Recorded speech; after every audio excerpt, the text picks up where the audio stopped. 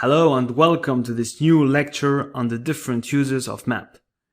Okay, so in this new lecture we'll cover what maps are and why they are used in scripting. In essence, the map method creates an array from another array. Let's declare a variable with the name array and apply some random values to it to help us explore this notion. So do the array console now. The code looks like this. Let arr equals 20, 54, 10 between square brackets, console.log arr. The result array 20, 54, 10 will be printed in the terminal after running node index.js. And once you've saved this code, each loop can also be used in this situation.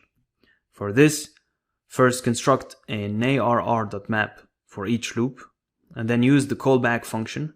Then execute console.log value. After all of this, don't forget to press return. Otherwise, nothing will be printed in the terminal. 20, 54, and 10 are values. The code of the above procedure is as follows.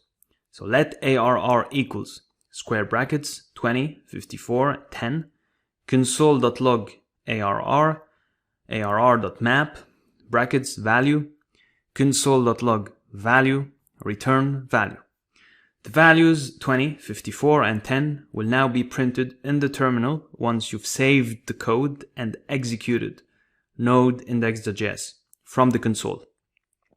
If you want more values to be included, type +1 along with the return value.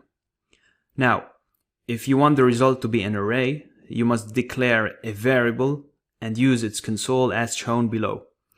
Let arr equals square brackets 20, 54, 10, console.log arr, let b equals arr.map value, forward arrow, curly brackets, console.log value, return value +5, close all brackets, console.log b.